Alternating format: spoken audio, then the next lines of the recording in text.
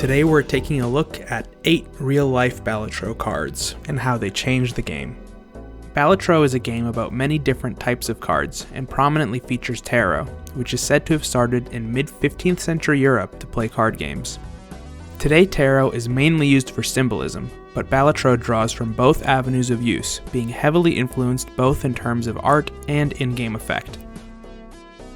First up is the Chariot card.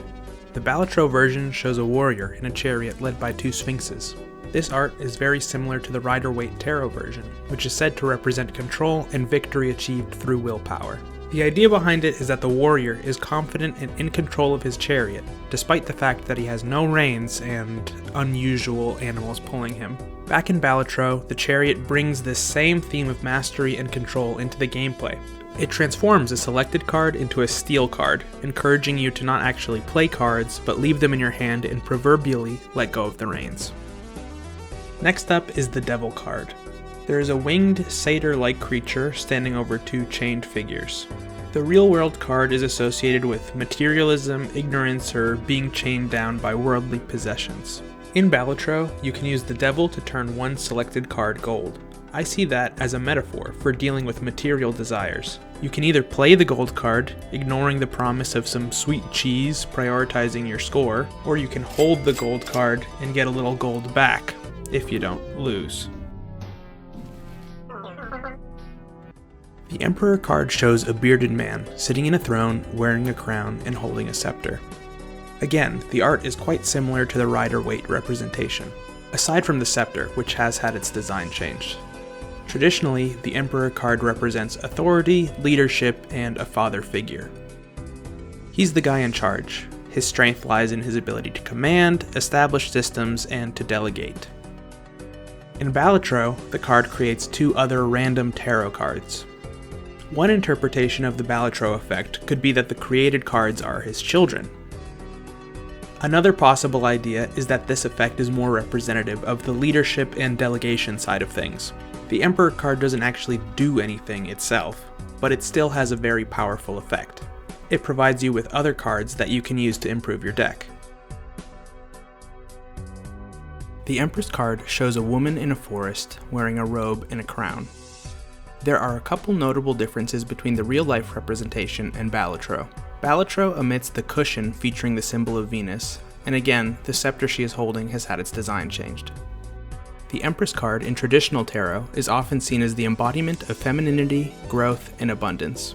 The lush plants around her are symbolic of nature and its continuous growth. She's the archetypal mother figure, representing both care and the empowerment of others. In Balatro, the Empress enhances 2 selected cards to become mult cards. Mult cards contribute to the points of the entire hand, similar to the way a growing forest feeds all of its inhabitants. It's not a forceful upgrade. It's enabling and supportive, tying back into the symbolism of the Empress as one who facilitates growth and encourages abundance. The Fool shows a carefree young man who's just about to walk off a cliff. He is stepping into the unknown, excited about his new journey without a care for potential hazards. This card is often seen as the card of new beginnings, potential, and optimism. One thing the Balatro version excludes is the small dog, warning the Fool of his imminent demise.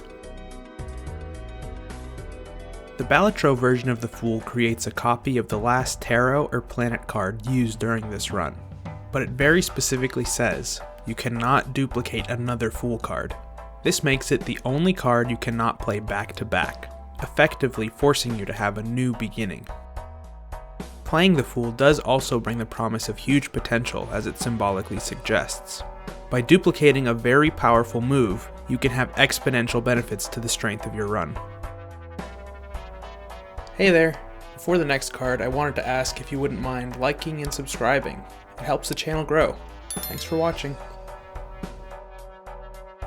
The Hanged Man appears as advertised. There's a man suspended upside down by 1 foot.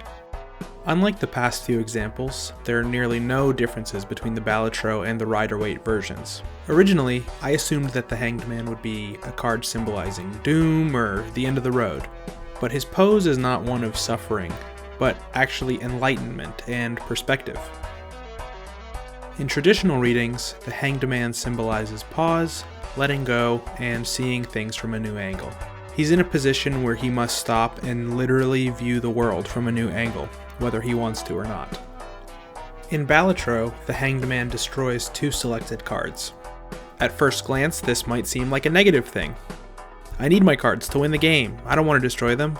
If you look at it from a different angle though, you'll soon realize it's actually really beneficial.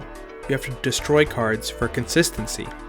You have to let go of the worst cards in your deck in order to increase the chances of drawing your best hand. The Hermit card presents a lone figure standing on a snow-capped mountain with a lantern in hand. This imagery, closely mirroring the Rider-Waite version, brings a sense of solitude and introspection. Notably, the background of this card is much more blank than any of the others we've discussed.